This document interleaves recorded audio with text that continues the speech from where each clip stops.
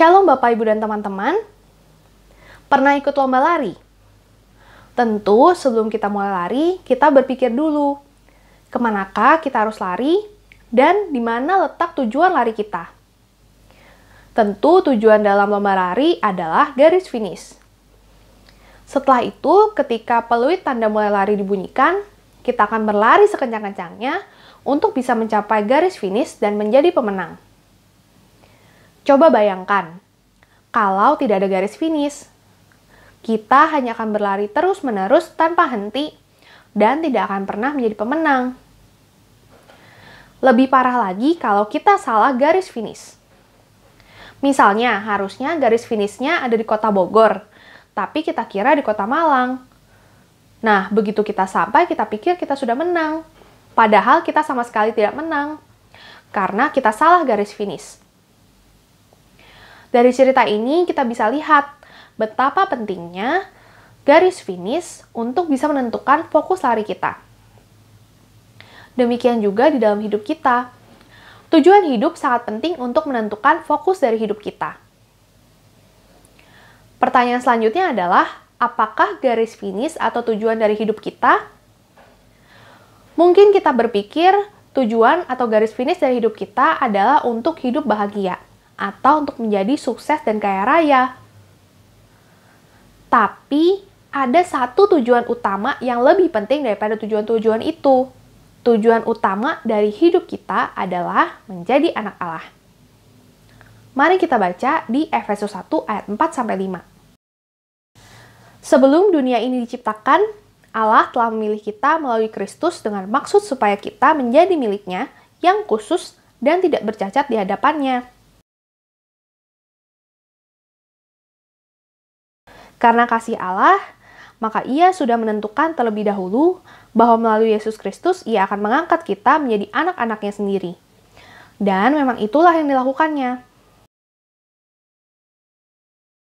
Allah sudah menentukan hidup kita di dunia ini untuk menjadi anak-anaknya.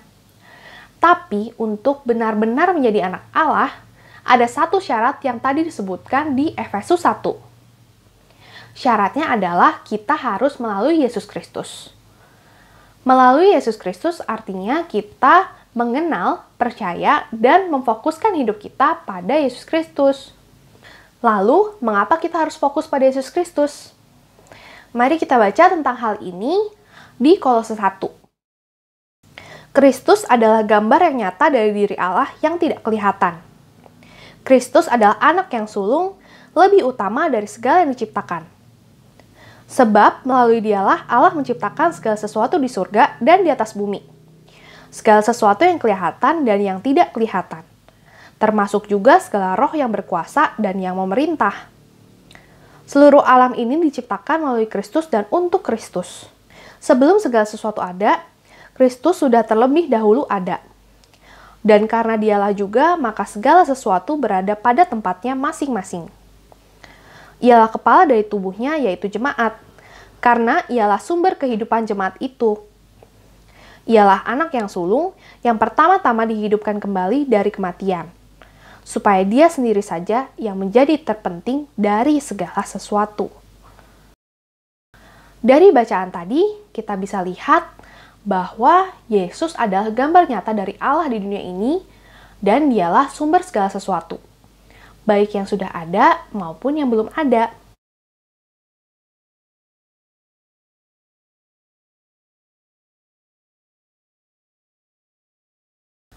Lalu, bagaimana caranya supaya kita betul-betul bisa menjadi anak Allah melalui Yesus Kristus? Mari kita baca di Kolose 2.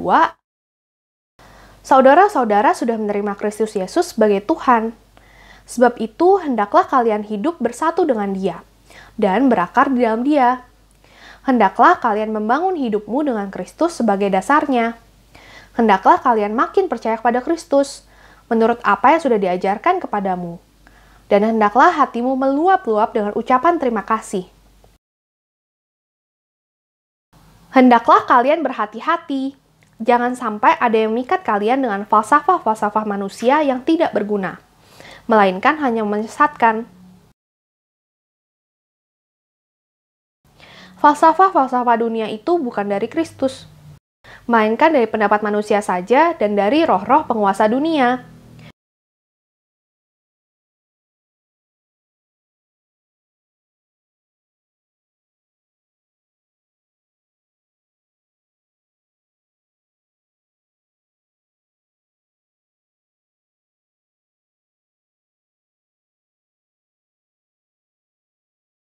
Karena bersatu dengan Kristus, kalian sudah disunat, bukan dengan sunat yang dibuat oleh manusia, melainkan dengan sunat yang dibuat oleh Kristus, yang membebaskan kalian dari kuasa tabiat yang berdosa. Kita bisa lepas dari kuasa dosa, supaya kita bisa menjadi anak Allah. Ada beberapa hal yang harus kita lakukan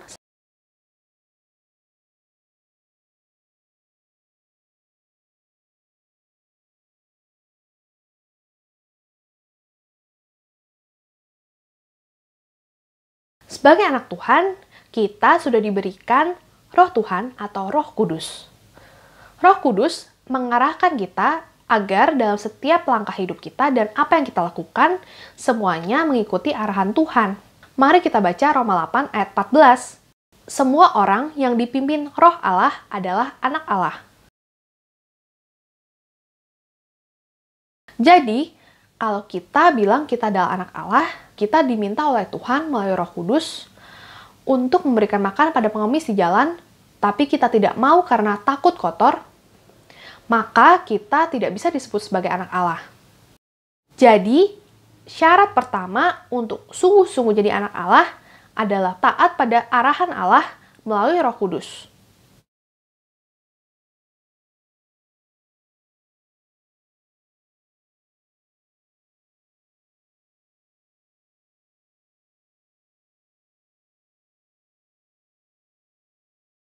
Ketika kita menjadi anak Allah, kita menjalani hidup kita dengan berpengharapan pada janji-janji Tuhan kepada kita anak-anaknya.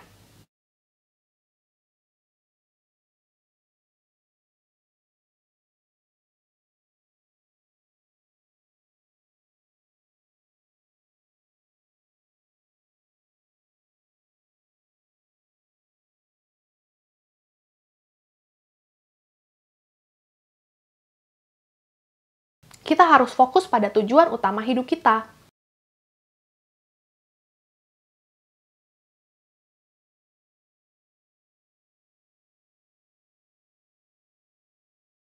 Tidak ada yang lebih penting dari tujuan kita itu.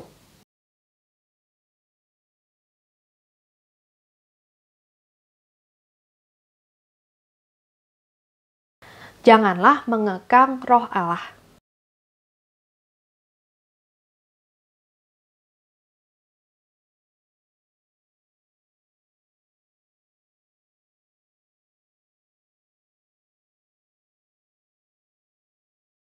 Hal kedua yang harus kita lakukan adalah bersyukur. 1 Tesalonika 5 mengatakan demikian. Hendaklah kalian selalu bergembira dan berdoalah senantiasa.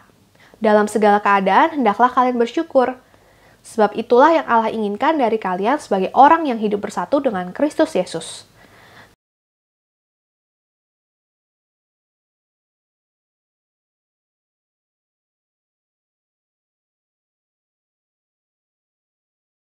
Yaitu kebahagiaan sebagai anak Allah. Roh Allah yang ada dalam diri kita adalah roh yang membawa sukacita dan juga pengharapan. Ketika kita bersyukur, kita sudah mengikuti roh yang Allah tempatkan di dalam diri kita dan menjalani hidup kita sebagai anak Allah. Tidak bersyukur hanya akan membawa kita semakin jauh dari tujuan utama kita sebagai anak Allah.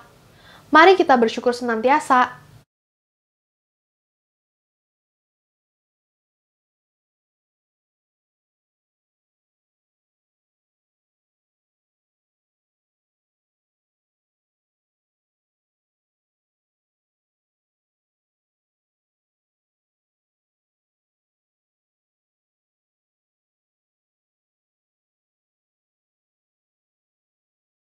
Langkah yang ketiga adalah tidak mudah percaya pada pikiran dan pandangan dunia.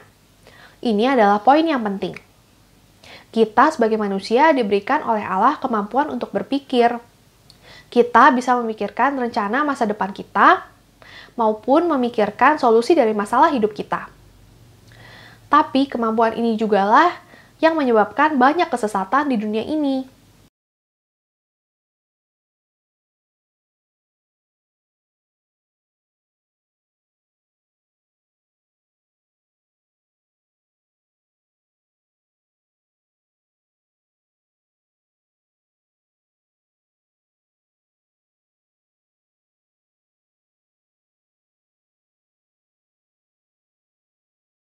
Banyak orang membanggakan kemampuan dan talenta yang dimilikinya, sehingga dia merasa cukup pantas untuk menggantikan Tuhan. Mereka berusaha meyakinkan orang lain dengan pengetahuannya, supaya orang lain percaya padanya.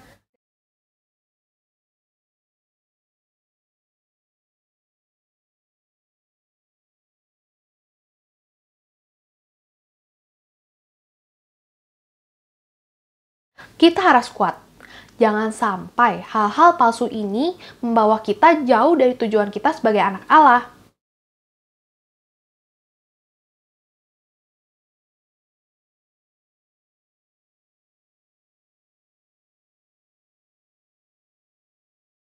Pertama-tama, mari kita pikirkan saat kita memilih jurusan kuliah. Waktu itu, mengapa kita memilih jurusan itu? Saya sendiri memilih bioteknologi karena saat SMA saya menyukai pelajaran biologi. Ada juga yang memilih jurusan kedokteran karena ia ingin bisa merawat orang tuanya saat orang tuanya sudah tua. Ada juga yang ingin jadi arsitek karena dia suka mendesain rumah dan interiornya. Pertanyaan selanjutnya adalah, apakah ada dari Bapak, Ibu, dan teman-teman yang jurusannya dipilihkan oleh Tuhan? Atau mungkin adakah dari Bapak, Ibu, dan teman-teman yang bertanya pada Tuhan dahulu sebelum menentukan jurusan?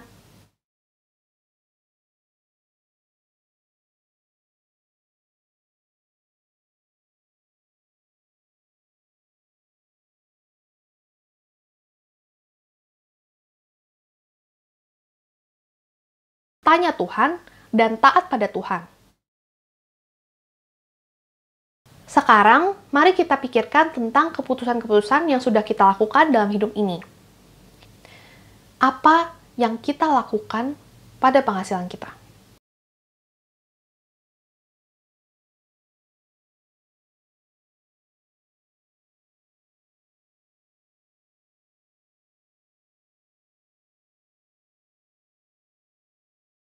Kita pasti membagikan uang kita pada orang yang membutuhkan sesuai dengan arahan Tuhan.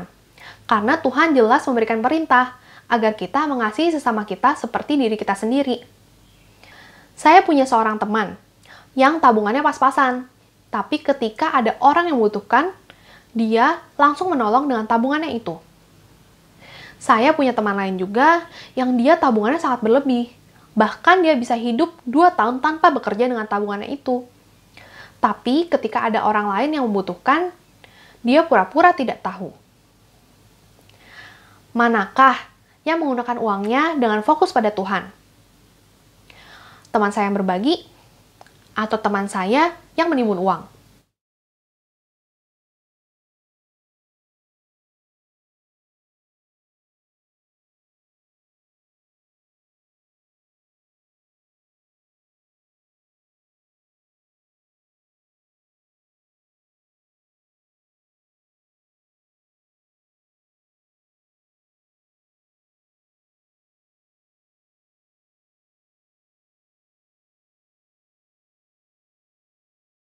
Orang yang paling beruntung di dunia ini adalah orang yang di setiap langkahnya, di setiap kegiatannya, tanya Tuhan dan taat pada Tuhan.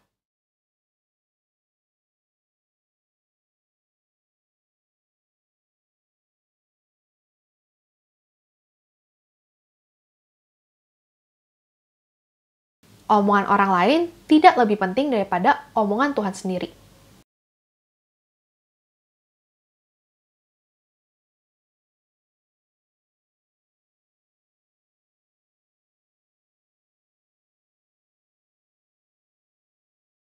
Kita sebagai anak Tuhan yang dipisahkan dari orang dunia ini memiliki hak komunikasi khusus dengan Tuhan.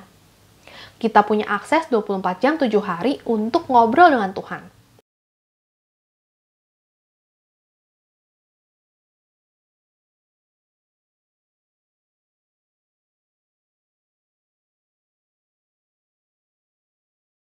Tuhan berkati.